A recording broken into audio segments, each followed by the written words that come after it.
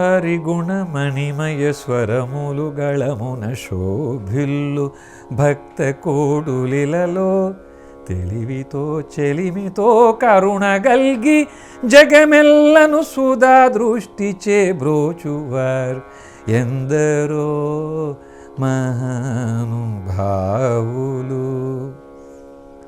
అయ్యా నిన్ననే అనుకున్నాం మనం, శ్రీరామచంద్రమూర్తి లక్ష్మణుడు హనుమంతుడు మొట్టమొదటిసారి కలుసుకున్నప్పుడు ఇతనితో చాలా జాగ్రత్తగా మాట్లాడు, ఇతను పరిచయం చేసుకుంటూ మన గురించి ప్రశ్నలు అడిగినప్పుడు చాలా చక్కగా చాలా వివరంగా సశబ్దాన్ని గోచరిస్తూ శబ్దాన్నే ప్రయోగించకుండా సశబ్దంతో మాట్లాడేది ఈయన సశబ్దక్రియ బాగా తెలిసినవాడు. కాబట్టి ఇది ముక్కంటికి తప్ప అన్యులకి మనుషులకు సాధ్యపడదు, చాలా మర్యాద ఇచ్చి మర్యాదపూర్వకంగా మాట్లాడు లక్ష్మణ అని రాముడు లక్ష్మణుడికి ఈ పని అప్పచెప్పినప్పుడు లక్ష్మణుడు కూడా ఒక ప్రశ్న వేసేటట్టండి.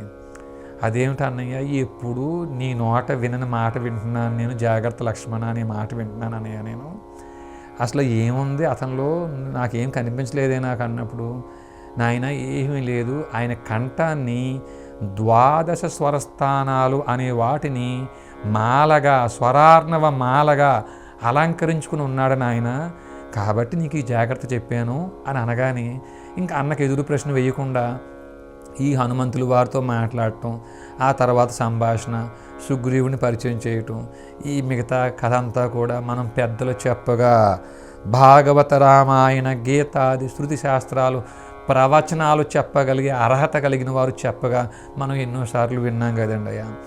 అయితే ఇక్కడ ప్రశ్న ఏమిటంటే, ఇతని కంఠాన్ని హరిగుణమణిమయ స్వరములు గళాన ధరించాడు, 12 స్వరస్థానాలని మాల కింద ధరించాడు అనే మాట చెప్పినప్పటికీ శ్రీరామచంద్రమూర్తి ఈ లక్ష్మణుడికి ఆ మాల కనిపించలేదండి. కానీ అన్నయ్యని ఇంకేం ప్రశ్న అడుగుతాం, పక్కన 3వ వ్యక్తి ఉన్నాడు, ఇంక ఈ ప్రశ్నలన్నీ అడగటమైన పనే మనకి కాదు కదా అని రాముని ఏ ప్రశ్న వేయకుండా అప్పుడు ఆ రోజు సందర్భంలో హనుమంతుడితో మాట్లాడటం, మిగతా ఘట్టమంతా కూడా మనకు తెలుసు కదండి.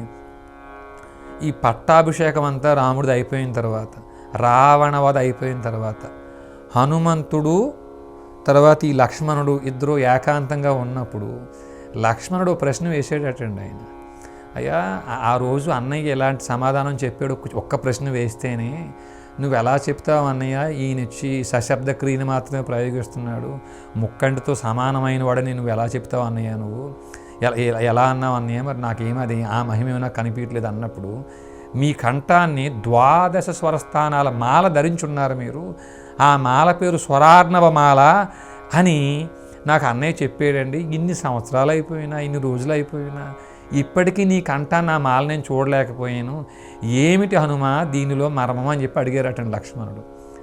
దానికి హనుమంతుడు సమాధానం చెబుతూ, నాయన నా కంఠాన్ని నేను ధరించి ఉన్న స్వరార్ణవ మాల అవతలి వారు చూడగలగాలి అంటే వారికి 12 స్వరస్థానాలని దాటి వివాద వికృతి స్వరస్థానాలు అనేటువంటి మర్మం తెలుసుండాలి నాయన. ఈ మర్మం శ్రీహరికి తప్ప భూమి మీద మనుషులకు తెలియదు, హరిహరులకు తప్ప ఎవరికీ తెలియదు. ఈ మర్మం తెలిసిన వాడు మీ అన్న కాబట్టి నా కంఠానున్న స్వరార్ణవ మాల గుర్తుపట్టాడు నాయన అని వివరించేటట్టండి. అవునా, ఏమిటి కంఠాన్ని 12 స్వరస్థానాల మాల మీరు ధరించున్నారా? మా అన్నయ్యకి ఈ 12 స్వరస్థానాలతో పాటు వికృతి స్వరస్థానాల మర్మం తెలుసా? ఆయన కంఠాన్ని ఈ 12 ప్లస్ ఇంకో 4 16 స్వరస్థానాలని మాల కింద మా అన్నయ్య ధరించున్నాడా? ఓ ఏమిటండి ఇవన్నీ నాకు విన్నానికే చాలా సంతోషంగా ఉంది. మా అన్నయ్య ఎంత గొప్పవాడిని ఎంతమంది కీర్తించినా ఇప్పుడు మీరు చెప్పారు చూసారా ఈ సమాధానం, ఇది ఆ అన్ని కీర్తుల్ని అధిగమించి మా అన్నయ్య స్వయంగా నారాయణుడే అని అనటం కోసం నిదర్శనం అని చెప్పేసి నాకు గోచరిస్తుందండి. చాలా సంతోషం హనుమ.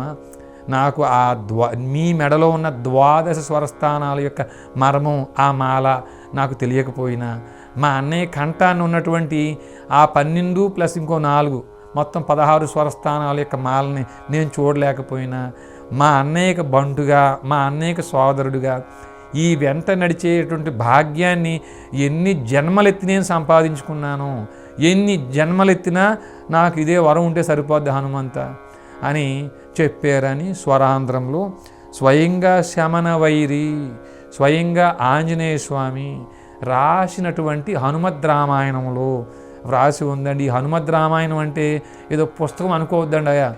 స్వరాన్ని స్వరాంధ్రీకరించి హనుమంతుడు రామాయణం కింద మనకు అందించాడండి.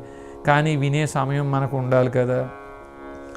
చదువులన్నీ తెలిసి శంకరాంశుడై సదయుడాసుగ సంభవుడు మ్రొక్క కాదని తమ్మునిచే బల్కజేసితివి.